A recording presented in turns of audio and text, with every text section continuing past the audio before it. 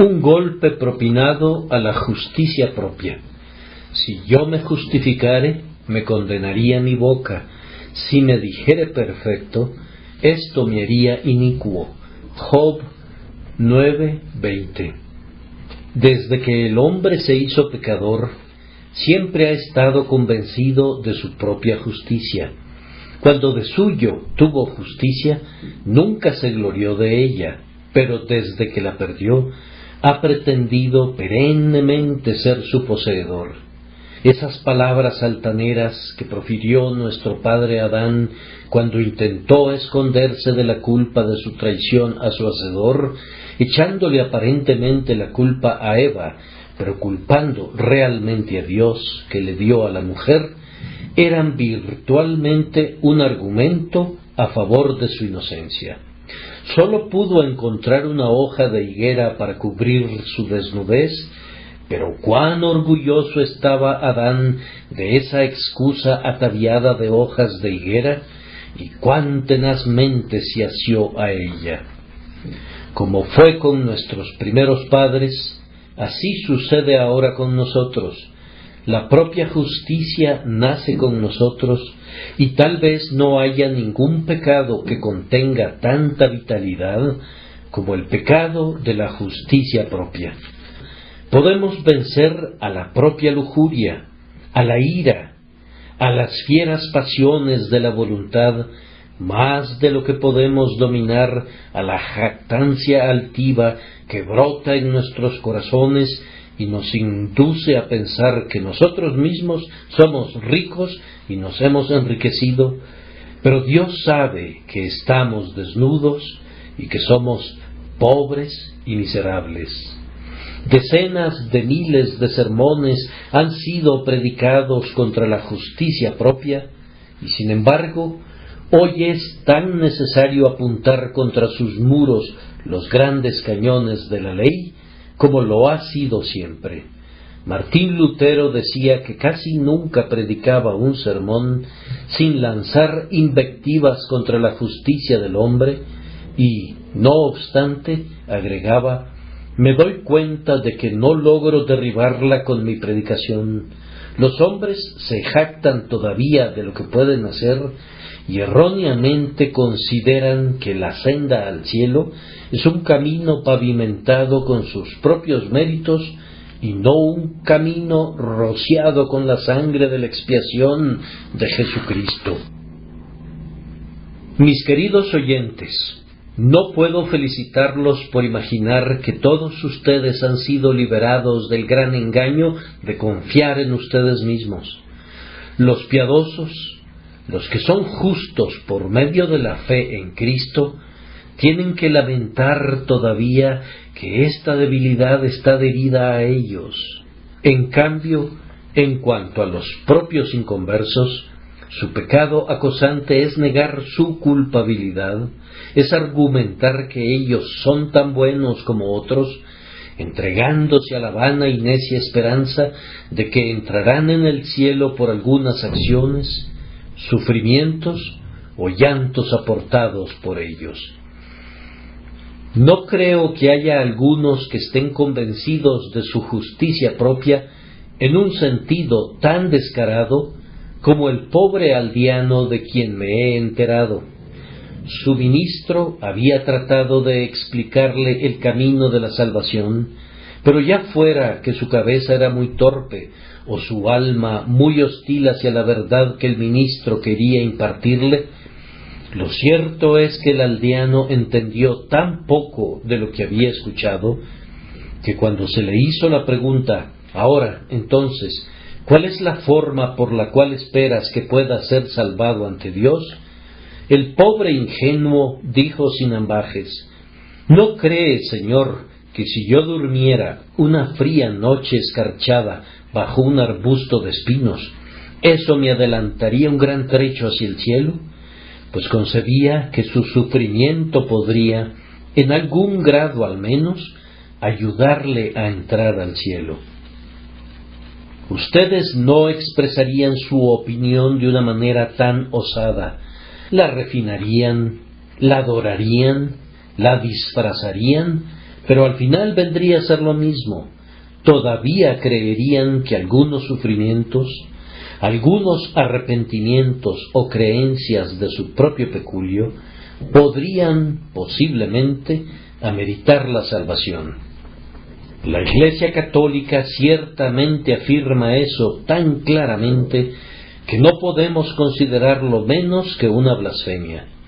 Me han informado que en una de las capillas católicas de Cork hay un monumento que tiene grabadas estas palabras J.H.S., consagrado a la memoria del benefactor Edward Molloy, un amigo de la humanidad, el padre de los pobres. Empleó la riqueza de este mundo únicamente para obtener las riquezas del mundo venidero y, dejando un saldo de mérito en el libro de vida, hizo que el cielo sea deudor de misericordia.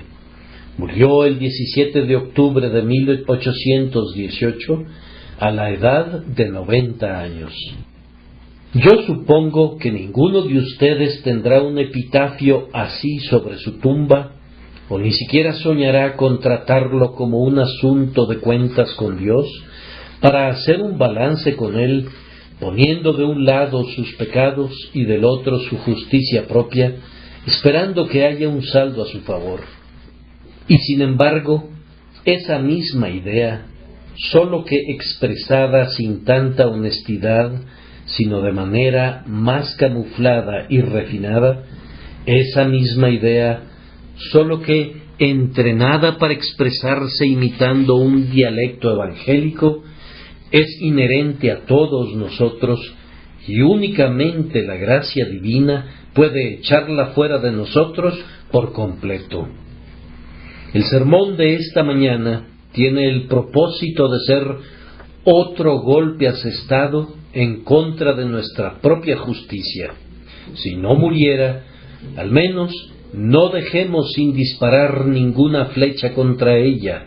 Saquemos el arco, y si la flecha no puede penetrar en su corazón, al menos se puede clavar en su carne y cooperar a debilitarla hasta su tumba. Con la intención de adherirme a mi texto, voy a comenzar con este primer punto, que el argumento de justicia propia se contradice a sí mismo. Si yo me justificare, me condenaría mi boca. Vamos, amigo, tú que te justificas a ti mismo con tus propias palabras, déjame escucharte. Tú dices: yo afirmo que no tengo necesidad de una salvación por medio de la sangre y justicia de otro, pues creo que he guardado los mandamientos de Dios desde mi juventud, y no creo ser culpable ante sus ojos. Antes bien, espero ser capaz de reclamar un asiento en el paraíso con base en mi propio derecho. Ahora, amigo, tu argumentación y tu declaración son, en sí mismas, una condenación para ti, porque es evidente en la propia superficie que estás cometiendo pecado mientras estás argumentando que no tienes pecado, pues la misma argumentación es un elemento de una presunción altiva y arrogante. Dios lo ha dicho: tanto el judío como el gentil han de callarse la boca, y todo el mundo ha de presentarse culpable delante de Dios. Gracias a la autoridad inspirada, sabemos que no hay justo ni aun uno. Ninguno hay bueno, sino uno, Dios. Hemos sido informados por boca de un profeta enviado de Dios, que todos nosotros nos descarriamos como ovejas, cada cual se apartó por su camino. Y tú, al decir que eres justo, estás cometiendo el pecado de llamar a Dios mentiroso. Tú te has atrevido a impugnar su veracidad y has calumniado su justicia. Esta jactancia tuya es en sí misma un pecado tan grande, tan atroz, que si sólo tuvieras ese pecado que declarar, bastaría para hundirte en el más profundo infierno. La jactancia, afirmo, es en sí misma un pecado. En el momento en que un hombre afirma, yo no tengo pecado, comete un pecado al decir eso, el pecado de contradecir a su Hacedor y de convertir a Dios en un falso acusador de sus criaturas. Además, ¿acaso no ves, vana e insensata criatura, que eres culpable de orgullo en el propio lenguaje que has usado? ¿Quién, sino un hombre altivo, se pondría de pie para ensalzarse? ¿Quién, sino alguien arrogante como Lucifer, se declararía justo y santo a la luz de la declaración de Dios? ¿Por ventura hablaron de esta manera los mejores hombres? ¿Acaso todos ellos no reconocieron que eran culpables? ¿Reclamó Job ser perfecto, de quien Dios dijo que era un varón perfecto y recto? ¿Acaso no dijo, si yo me justificare, me condenaría mi boca? Oh altivo sinvergüenza, cómo te has inflado, cómo te ha embrujado Satanás, cómo te ha inducido a alzar tu cuerno en alto y a hablar con dura cerviz. Cuídate mucho, pues, si no has sido culpable nunca antes, este orgullo tuyo sería más que suficiente para provocar la extracción de los rayos de Jehová de su aljaba y provocarlo a herirte de una vez por todas para tu destrucción eterna. Pero, prosiguiendo, el argumento de una justicia propia se contradice a sí mismo sobre otra base, pues todo lo que argumenta un hombre que tiene justicia propia es una justicia comparativa. Vamos, comenta él, yo no soy peor que mis vecinos. De hecho, soy muchísimo mejor que ellos. No bebo, no profiero juramentos, no cometo ni fornicación ni adulterio, no quebranto los días de guardar, no soy un ladrón, las leyes de mi país no me acusan y mucho menos me condenan. Soy mejor que la mayoría de los hombres, y si yo no me salvara, que Dios ayude a aquellos que son peores que yo. Si yo no entrara al reino del cielo, entonces, ¿quién podría hacerlo? Ni más ni menos, pero entonces, todo lo que tú argumentas es que eres justo en comparación con otros. ¿No ves que este es un argumento muy vano y fatal, porque admites de hecho que no eres perfectamente justo, que hay algún pecado en ti, aunque argumentas que no hay tanto pecado en ti como alguien más? Admites que estás enfermo, aunque la mancha de la plaga no sea tan aparente en ti como en tu prójimo. Tú admites que le has robado a Dios y has quebrantado sus leyes, solo que no lo has hecho con un propósito tan malvado, ni con tantos agravantes como otras personas. Ahora, esto es virtualmente una confesión de culpabilidad, no importa cómo quieras disfrazarla.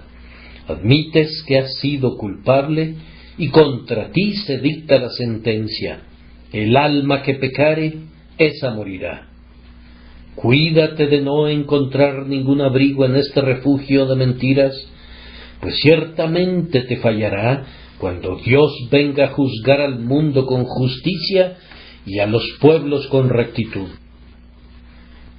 Supongan ahora por un momento que se promulgara un mandato a las bestias del bosque y se les dijera que deben volverse ovejas.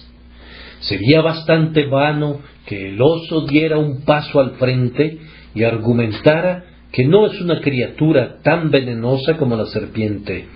Igualmente sería absurdo que el lobo dijera que si bien es sigiloso y astuto, y flaco y torvo, con todo no es un gruñidor tan grande ni una criatura tan fea como el oso. Y el león podría argumentar que no tiene la astucia de la zorra. Es verdad, comenta, que mojo mi lengua en sangre, pero por otro lado tengo algunas virtudes que pueden recomendarme y que me han convertido en el rey de las bestias. ¿De qué serviría ese argumento? La acusación es que estos animales no son ovejas, y su defensa ante la acusación es que no son menos semejantes a las ovejas que otras criaturas, y algunos de ellos tienen más mansedumbre que otros de su calaña. El argumento no se sostendría nunca. Pero usemos otro cuadro.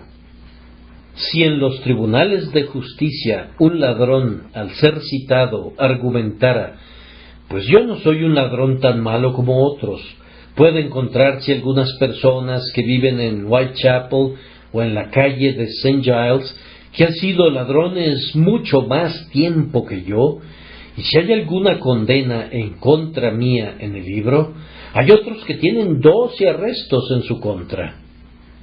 Ningún magistrado absolvería a un hombre sobre la base de una excusa como esa, porque sería equivalente a su admisión de un grado de culpabilidad, aunque tratara de excusarse sobre la base de no haber alcanzado un nivel mayor de culpabilidad.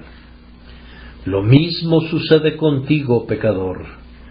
Tú has pecado. Los pecados de otro hombre no pueden excusarte. Debes sostenerte sobre tus propios pies. En el día del juicio debes comparecer personalmente, y lo que te condene o te absuelva no será lo que otro hombre haya hecho, sino tu propia culpa personal. Ten mucho cuidado, entonces, ten mucho cuidado, pecador. Aunque hubiera una sola mancha en ti, estarías perdido. Aunque hubiera un solo pecado que no fuera lavado por la sangre de Jesús, tu porción habría de ser con los atormentadores.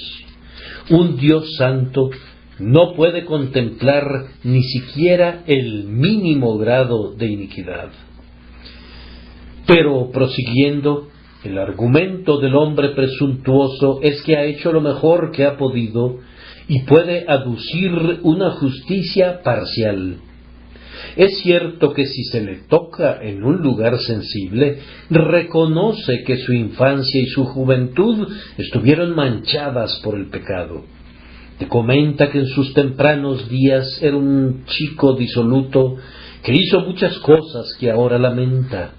Pero, por otro lado, afirma, estas cosas son sólo como manchitas en el sol, sólo como un trocito de terreno baldío en medio de muchos acres de suelo fértil.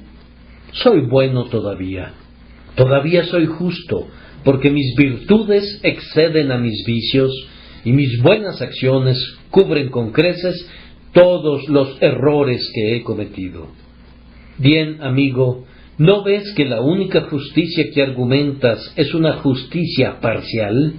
Y en ese preciso argumento, de hecho, admites que no eres perfecto y que has cometido algunos pecados. Ahora, yo no soy responsable por lo que estoy a punto de declarar, ni tampoco se me ha de culpar de dureza por ello, porque no estoy declarando más ni declarando menos que la mismísima verdad de Dios.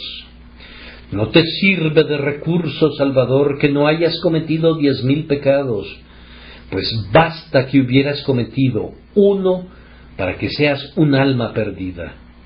La ley debe ser guardada intacta y toda ella, y la menor grieta o mancha o quebradura la quebranta.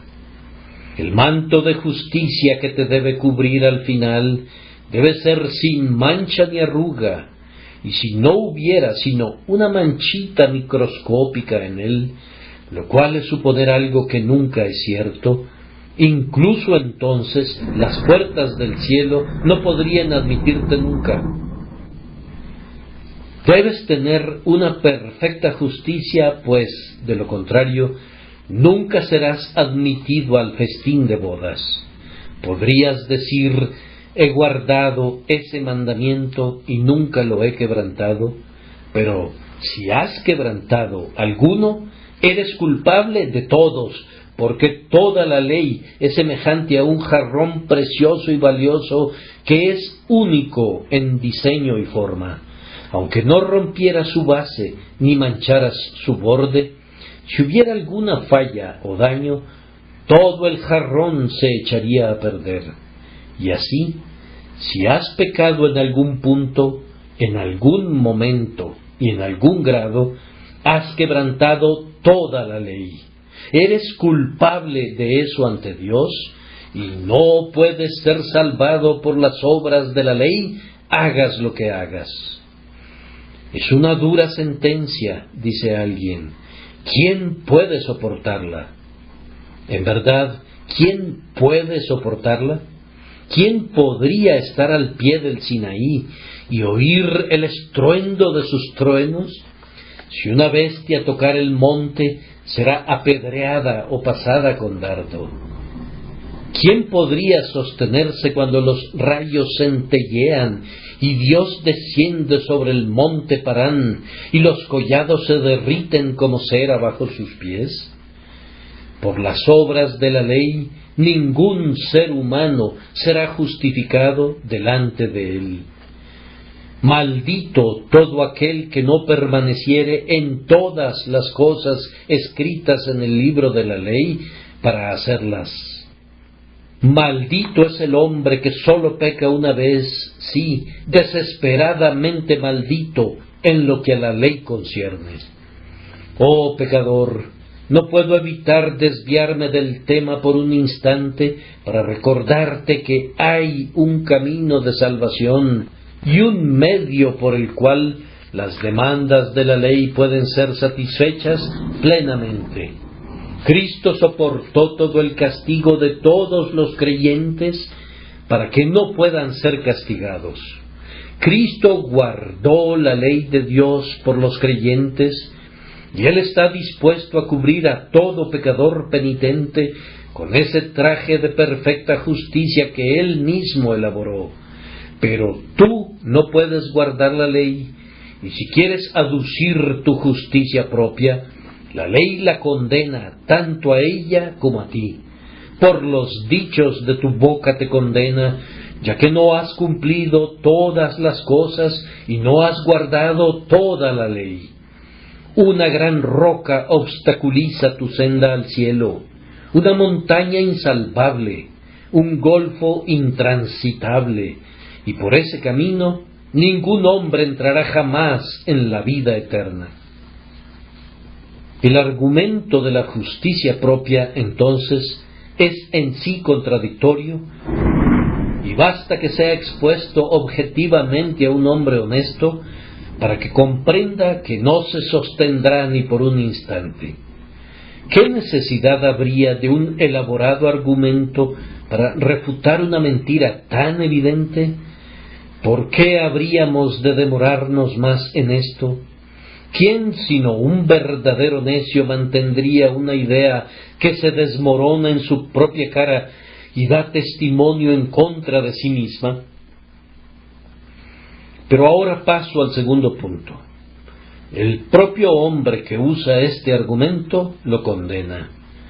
No solamente el argumento corta su propio cuello, sino que el hombre mismo está consciente, cuando lo usa, de que se trata sólo de un refugio inadecuado y falso y vano. Ahora, esto es un asunto de conciencia y por tanto he de tratar claramente con ustedes. Y si no expreso lo que han sentido, entonces pueden afirmar que estoy equivocado. Pero si digo aquello que ustedes han de confesar que es verdad, que sea entonces como la propia voz de Dios para ustedes. Los hombres saben que son culpables. La conciencia del hombre más orgulloso, si se le permite hablar, le dice que merece la ira de Dios. Podría alardear en público, pero la misma sonoridad de su alarde demuestra que tiene una conciencia intranquila y entonces hace un ruido ensordecedor para ahogar su voz. Siempre que oigo a un infiel decir cosas duras de Cristo, me recuerda a los hombres de Moloc que tocan los tambores para no escuchar los gritos de sus propios hijos.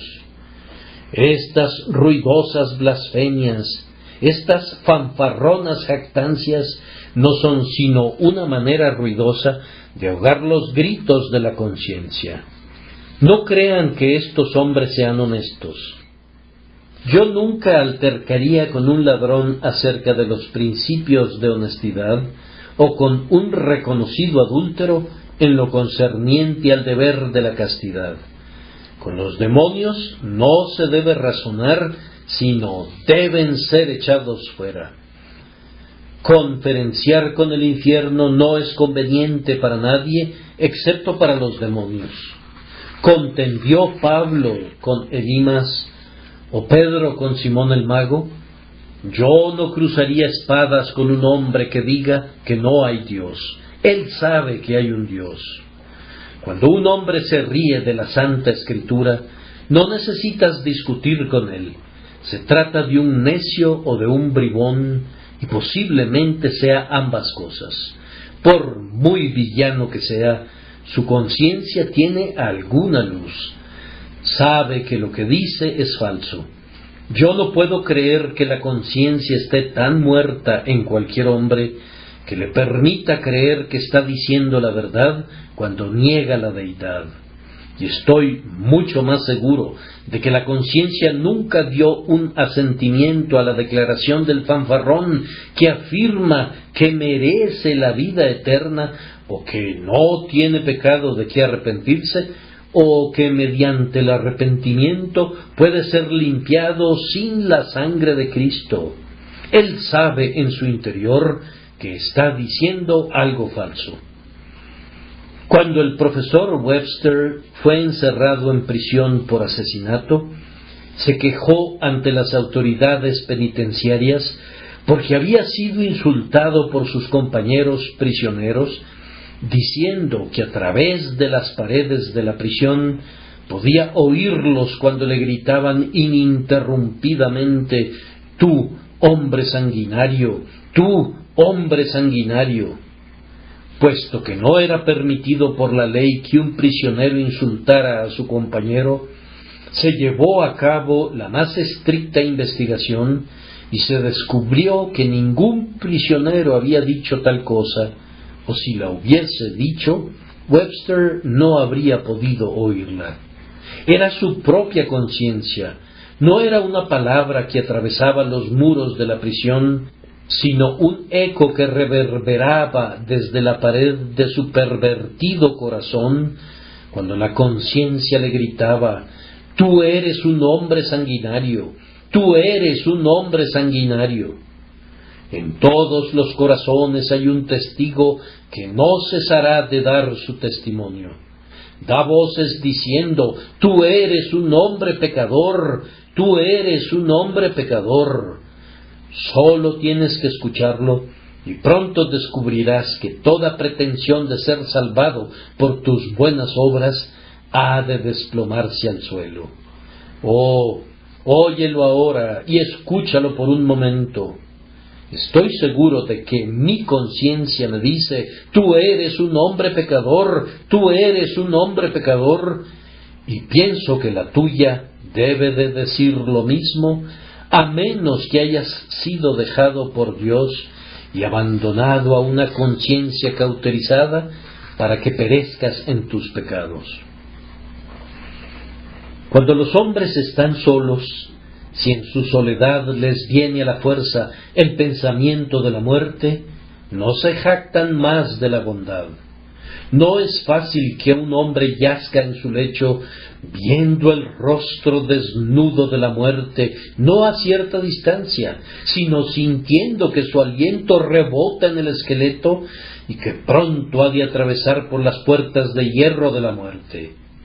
No es fácil que un hombre argumente entonces su propia justicia. Los dedos huesudos se clavan como dagas en su carne altiva. «Ah», dice la torva muerta en tonos que no pueden ser escuchados por el oído mortal, pero que son oídos por el corazón mortal. ¿Dónde están ahora todas tus glorias? Contempla al hombre y la corona de laurel que estaba sobre su frente. Se marchita y cae a tierra convertida en flores secas. Toca su pecho y la estrella del honor que llevó se convierte en polvo y se desvanece en las tinieblas. Lo mira de nuevo. Ese peto de justicia propia que resplandecía sobre él como una cota de malla de oro, súbitamente se deshace en polvo, como se disuelven las manzanas de Sodoma ante el toque del recolector, y el hombre descubre, para su propia sorpresa, que está desnudo y pobre y miserable, cuando más necesitaba ser rico, cuando más requería ser feliz y bendecido. ¡Ay, pecador! Incluso mientras este sermón está siendo predicado, podrías intentar refutarlo en referencia a ti y decir: bien, yo soy tan bueno como otros, y todo este alboroto acerca del nuevo nacimiento, la justicia imputada y ser lavados en la sangre, todo eso es innecesario. Pero en la soledad de tu aposento silencioso, especialmente cuando la muerte sea tu compañera terrible y sombría, no necesitarás que yo te lo diga, sino que lo verás de manera bastante clara por ti mismo. Lo verás con ojos de terror y lo sentirás con un corazón que desfallece y desespera, y perecerás porque has despreciado la justicia de Cristo. Cuán abrumadoramente cierto, sin embargo, será esto en el día del juicio.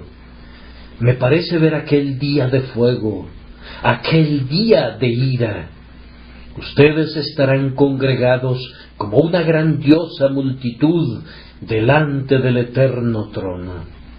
Aquellos que están vestidos con el lino fino de Cristo, que es la justicia de los santos, son agrupados a la derecha. Y ahora resuena la trompeta.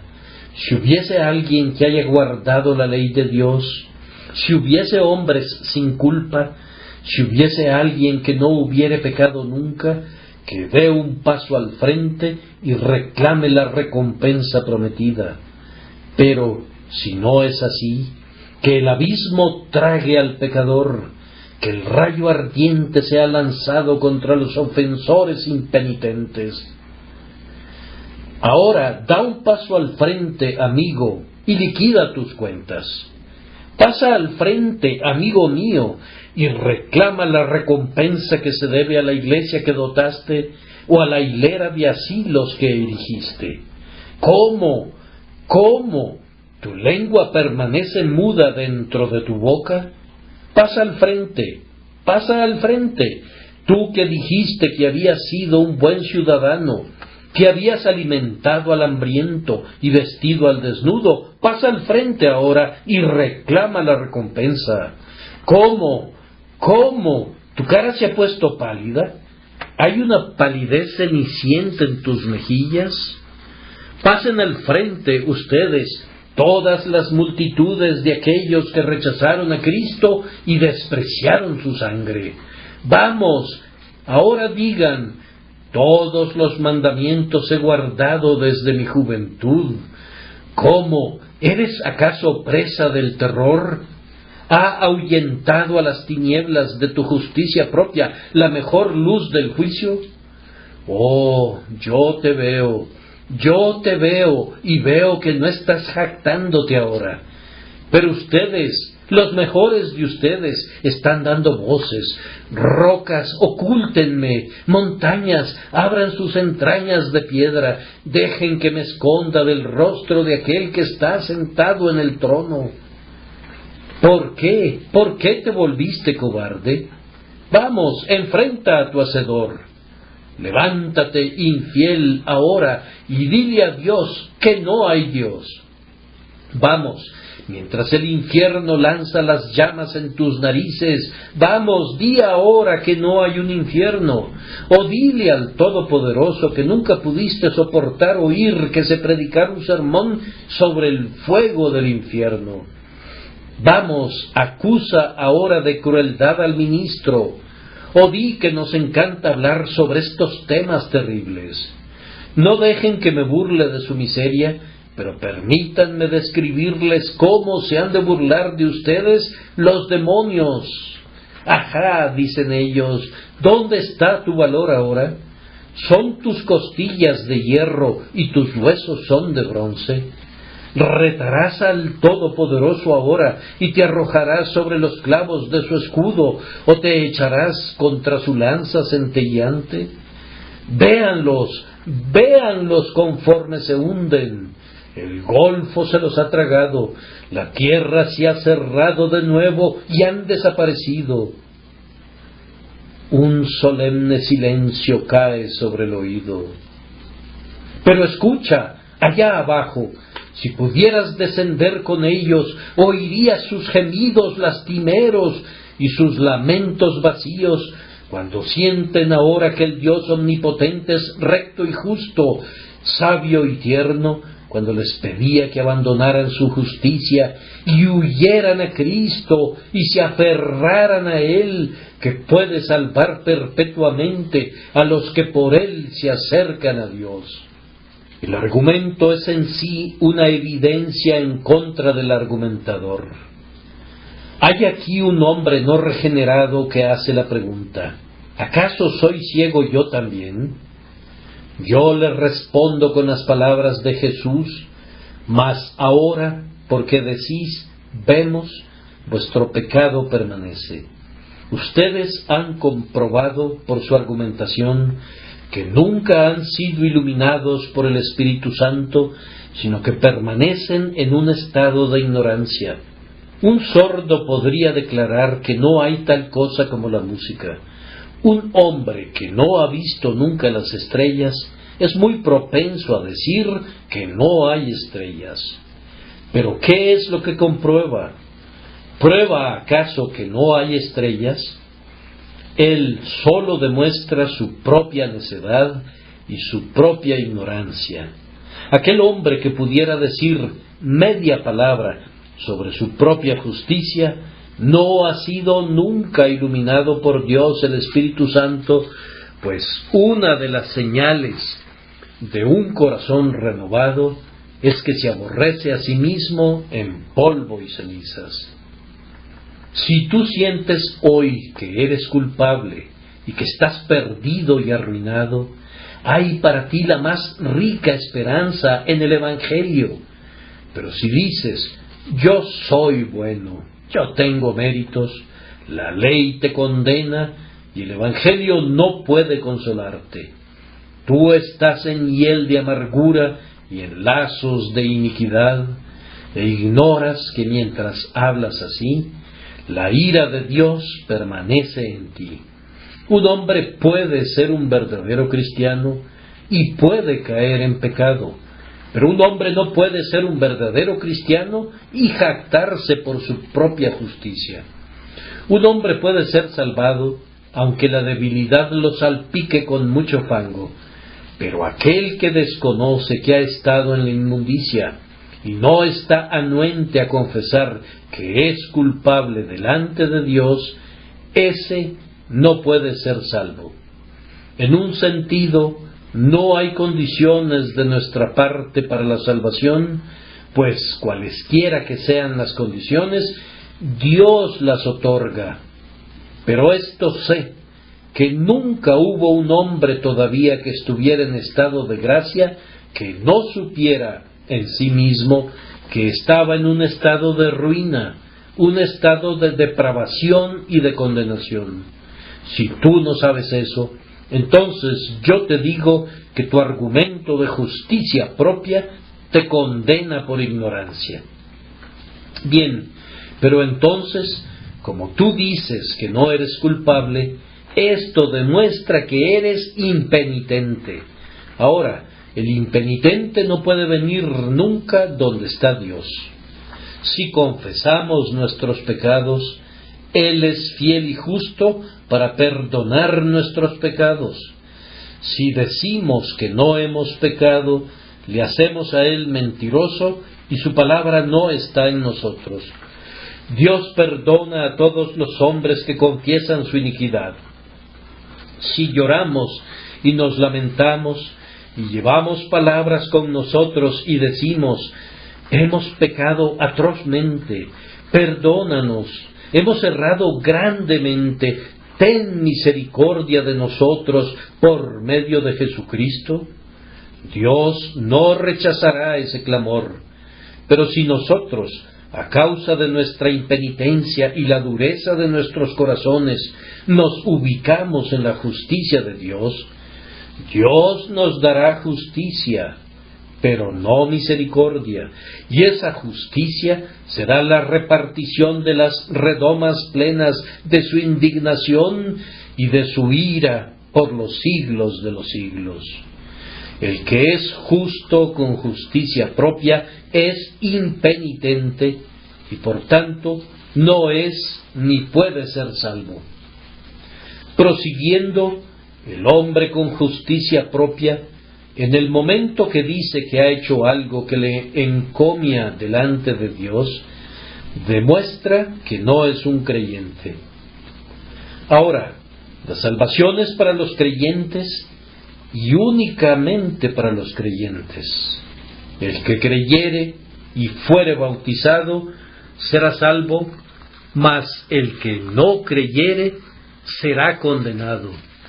Amigo, tú serás condenado con todo y tu justicia propia, y tu propia justicia será como la túnica que Deyanira le dio a Hércules y colocó sobre él, que como lo narra la antigua fábula, se convirtió en un manto de fuego para Hércules.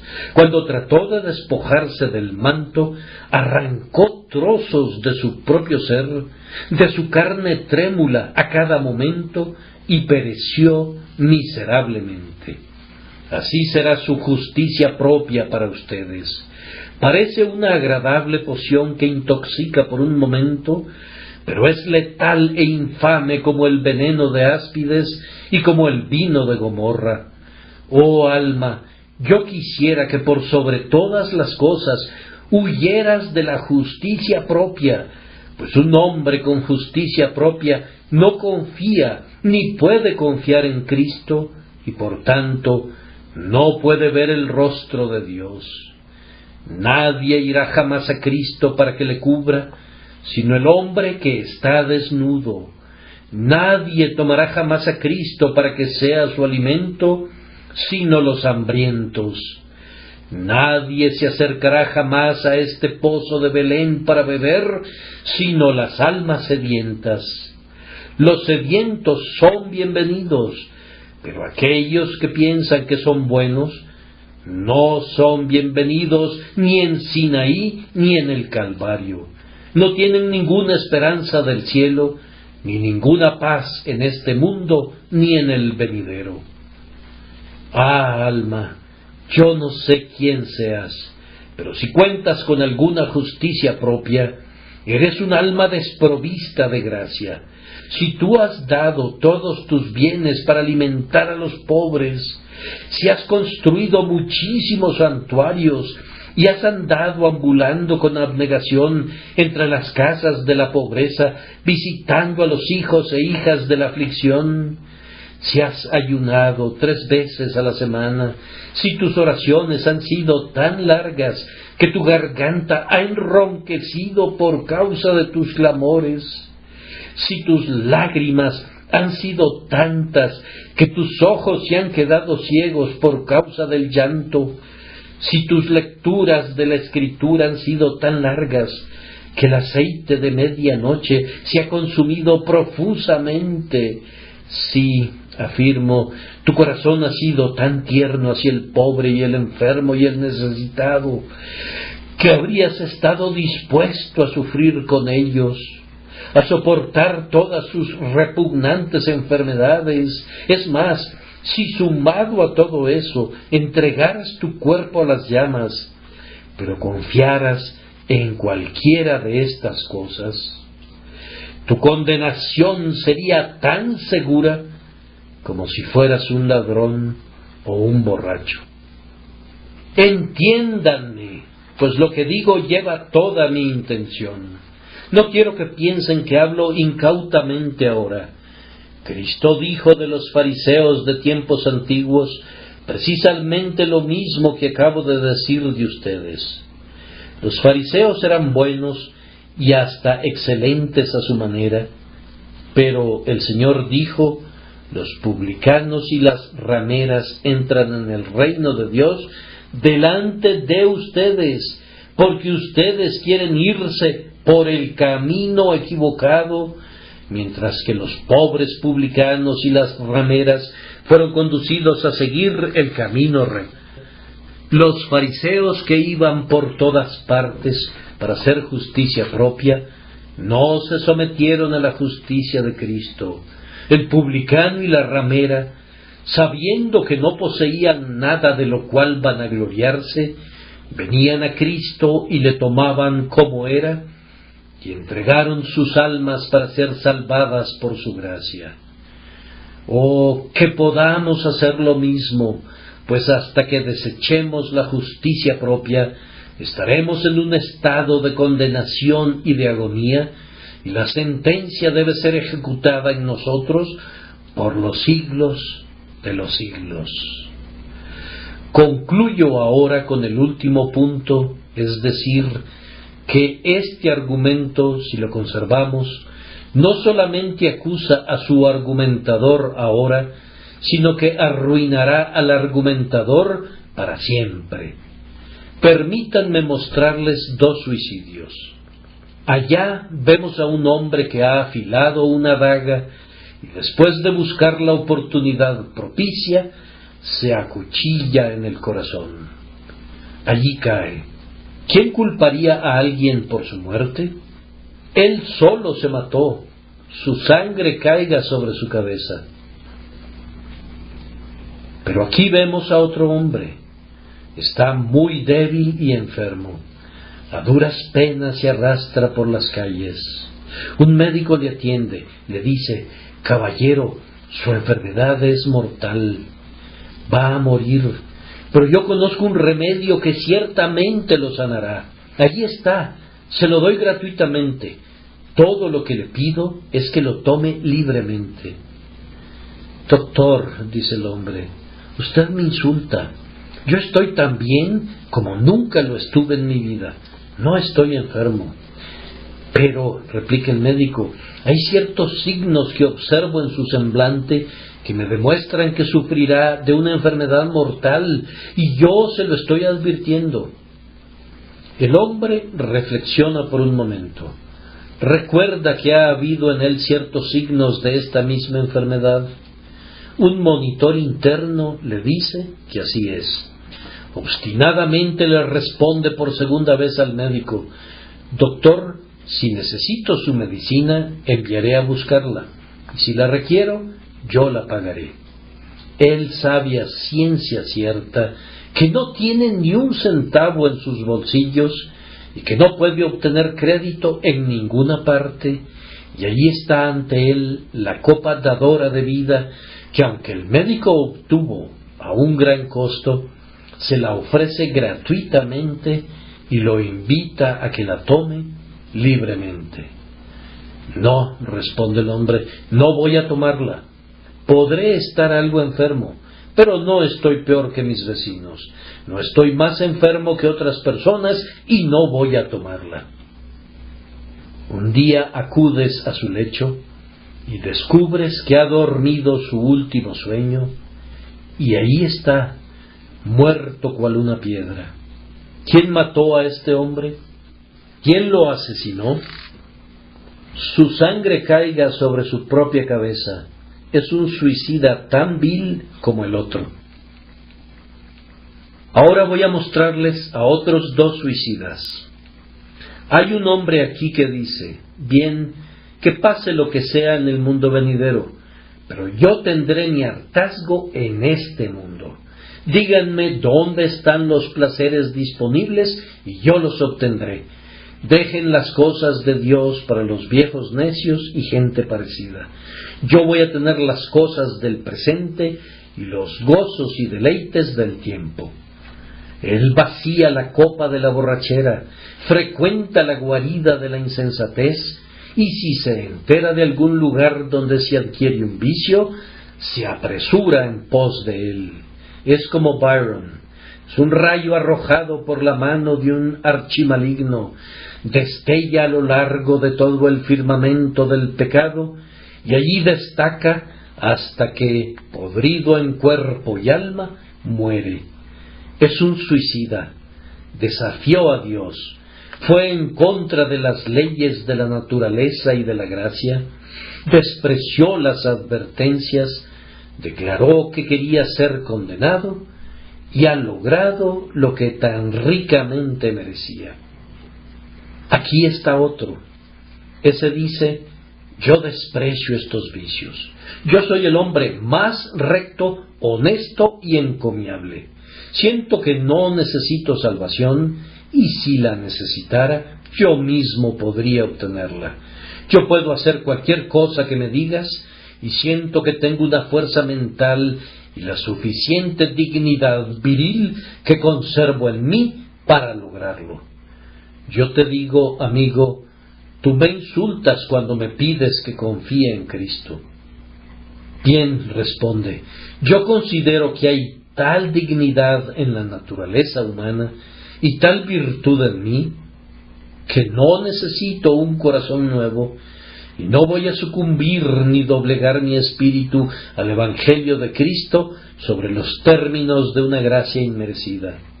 Muy bien, amigo, cuando estés en el infierno y alces tus ojos, y harás eso tan ciertamente como el más profano y promiscuo, tu sangre caerá sobre tu cabeza, y serás un suicida tan real como aquel que perversa y desenfrenadamente embistió en contra de las leyes de Dios y del hombre, y se buscó un fin súbito y apresurado por su iniquidad y sus crímenes. Bien, dirá alguien, este es un sermón bien adaptado para las personas con justicia propia, pero yo no soy una de ellas. Entonces, ¿qué eres tú, amigo? ¿Eres un creyente en Cristo? No puedo decir que lo sea, caballero. ¿No lo eres entonces? Bien, quisiera serlo, pero me temo que no podría creer en Cristo. Eres un justo con justicia propia. Dios te manda que creas en Cristo y tú dices que no eres apto para hacerlo. Ahora, ¿qué significa esto? Sino que estás queriendo hacerte apto tú mismo. Y después de todo, ese es el espíritu de la justicia propia. Eres tan arrogante que no quieres tomar a Cristo a menos que pienses que puedes llevarle algo a Él. Eso es. Ah, no, dice una pobre persona de corazón quebrantado, no creo que eso sea justo para mí, pues yo en verdad siento como si daría cualquier cosa si pudiera esperar ser salvado.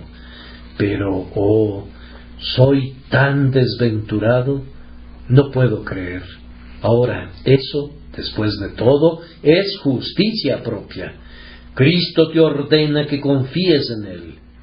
Tú dices, no confiaré en Cristo, porque yo soy un tal por cual, y un tal por cual. Así, entonces, estás queriendo hacerte a alguien, y luego Jesucristo debe hacer el resto. Se trata del mismo espíritu de justicia propia, solo que en otro traje. Ah, dice alguien, pero si solo sintiera lo suficiente mi necesidad, como lo acabas de decir ahora, amigo, entonces creo que confiaría en Cristo. Eso, de nuevo, es justicia propia. Tú quieres que tu sentido de la necesidad te salve. Oh, pero, amigo, no puedo creer en Cristo como yo quisiera. Eso es de nuevo justicia propia. Solo déjame decir una frase solemne que puedes rumiar a placer. Si confías en tu fe y en tu arrepentimiento, estarás tan perdido como si confiases en tus buenas obras o confiases en tus pecados. El cimiento de tu salvación no es la fe, sino Cristo. No es el arrepentimiento, sino Cristo. Si yo confío en mi confianza en Cristo, estoy perdido. Mi tarea es confiar en Cristo, apoyarme en Él, depender no de lo que el Espíritu ha hecho en mí, sino de lo que Cristo hizo por mí cuando colgó realmente en el madero. Ahora, has de saber que cuando Cristo murió, cargó con los pecados de todo su pueblo sobre su cabeza, y allí y entonces todos esos pecados cesaron de existir. En el momento en que Cristo murió, los pecados de todos sus redimidos fueron borrados. Él sufrió entonces todo lo que ellos debieron sufrir. Él pagó todas sus deudas, y sus pecados fueron real y positivamente alzados de los hombros de ustedes en aquel día y puestos sobre sus hombros, pues Jehová cargó en él el pecado de todos nosotros. Y ahora, si tú crees en Jesús, no queda ningún pecado en ti, pues tu pecado fue puesto en Cristo. Cristo fue castigado por tus pecados antes de que fueran cometidos, y como dice Kent, aquí hay perdón para transgresiones pasadas, sin importar cuán negro sea su tinte. Y, oh, alma mía, mira con asombro que para pecados futuros hay perdón también. Bendito privilegio del creyente. Pero si ustedes viven y mueren siendo incrédulos, sepan esto, que todos sus pecados permanecen sobre sus hombros. Cristo no hizo nunca ninguna expiación por ustedes. No han sido nunca comprados con sangre. Nunca tuvieron un interés en su sacrificio. Ustedes viven y mueren en ustedes mismos perdidos, en ustedes mismos arruinados, en ustedes mismos completamente destruidos. Pero creyendo, en el instante en que creen, pueden saber que fueron elegidos por Dios desde antes de la fundación del mundo. Creyendo, pueden saber que la justicia de Cristo es toda de ustedes, que todo lo que Él hizo, lo hizo por ustedes, que todo lo que sufrió, lo sufrió por ustedes. De hecho, en el momento en que creen, están donde Cristo estuvo como hijo aceptado de Dios, y Cristo está donde ustedes estaban como el pecador, y sufre como si Él hubiera sido el pecador, y muere como si hubiese sido el culpable. Muere en su lugar, muere en vez de ustedes. Oh Espíritu de Dios, danos fe esta mañana, rescátanos del yo, únenos a Cristo, oh, que podamos ser salvados ahora por su gracia inmerecida y ser salvos en la eternidad.